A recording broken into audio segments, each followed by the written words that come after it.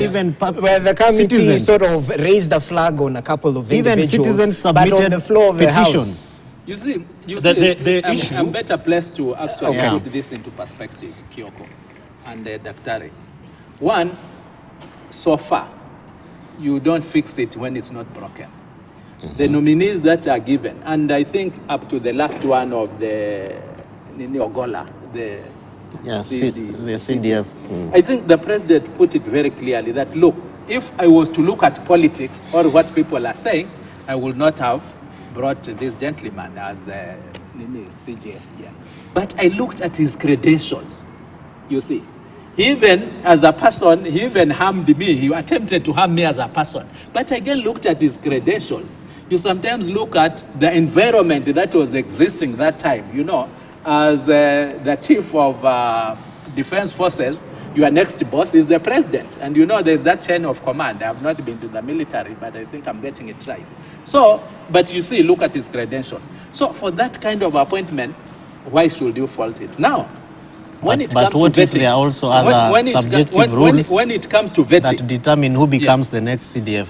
What is because there are rules like the David Tonje rules that within military structures would clearly indicate who becomes the next. That one was also followed because so, it rotates, and it is the one who was the vice, so and with his credentials, you see. So, but he was, again, as a president, if he wanted, he would have not nominated him, he would have retired him. There are cases where one was given an ambassadorial job just before, so that it creates a vacancy and life goes on. So, anyway, for our vetting process, Daktari and Osido, one, we normally give a notice to the public to bring in petitions, you see. I can tell you, I've sat in those vetting panels in the committees that I sit. And you find somebody brings a petition, it's a matter in court, it has not been decided. What does the law say? You're innocent until proven guilty. So would we really say, because now your petition is, and somebody brings a petition that this guy took a land of a certain family somewhere, and it's not even in a court of law, it is not in a tribunal, it is not with the NLC, what do you do with that petition, you see? So those are the situations that we find ourselves in. But I think the most important thing here is, as we had initially said, we could go into corruption cases historically. The question will be how far and how much is it going to cost in terms of time and money instead of forging ahead. For me, I think we have a new beginning. We have a new government. Is the current government doing what it's supposed to do in terms of going into the future? And that's why the conclusion will be it is doing so far so good. We all agree that there is no doubt about it.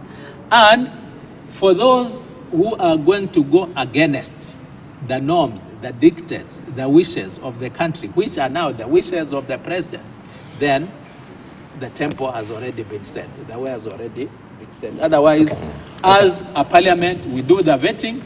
We will support what the president has said if we are also convinced. Fortunately, so far, he's brought the names. The moment he brings them, I'm sure he consults with the NIS, he does ESCC, he gets those reports and said, this one I don't think he'll have a problem. So how do you create a problem where there's none?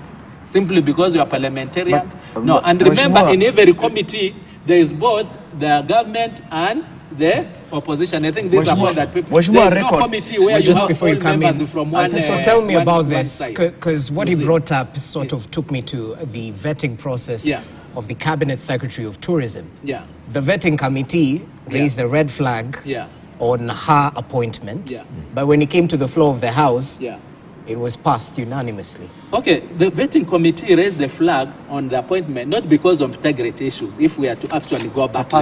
It was the way she was answering the questions. You know, it was the way of expression. And now, assuming I'm deaf and dumb, does that mean that I can't execute? You know, when it comes to expression, it is the way one actually talks and whatever. But now, let's be honest with ourselves here. As the CS tourism so far, has she not been able to perform?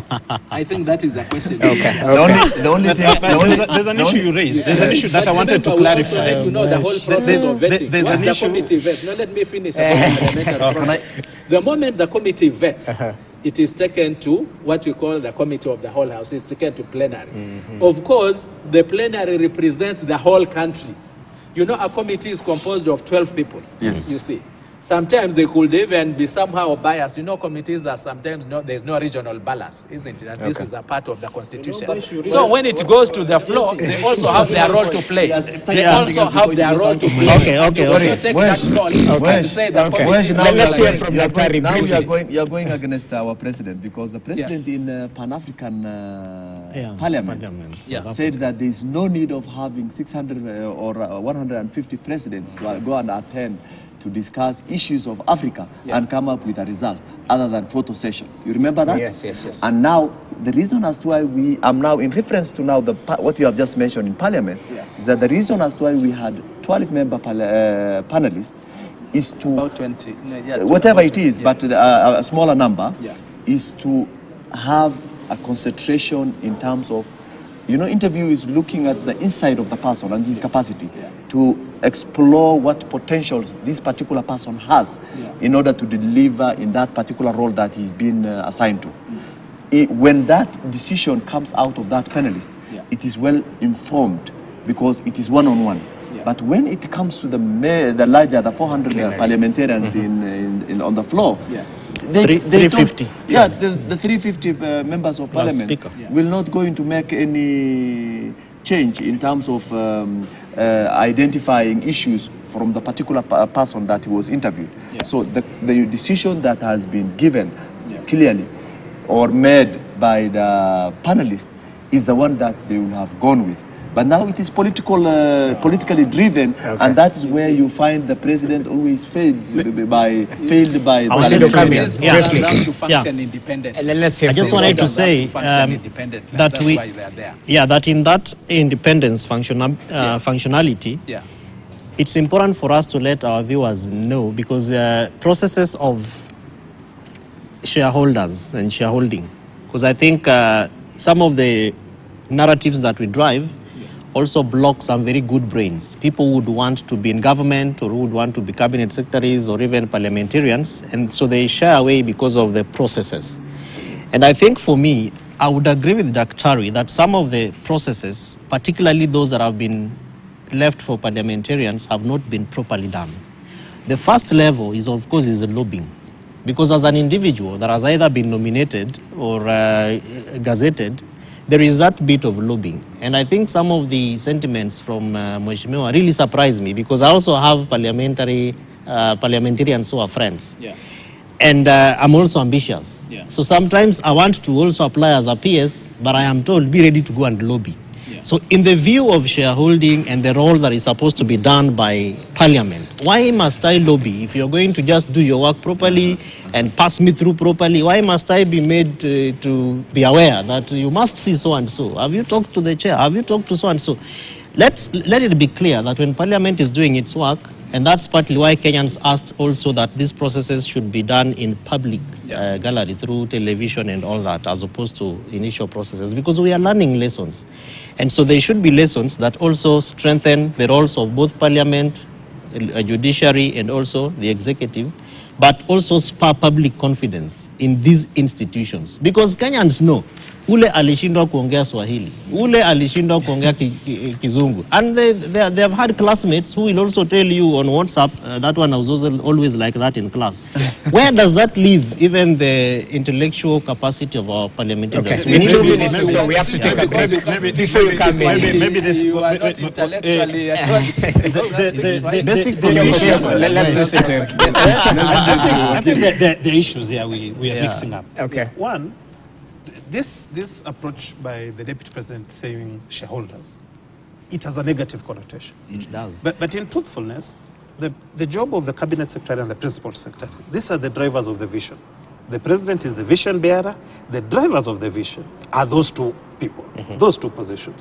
Now, you could not have been an independent, quote unquote, or anti-bottom-up approach.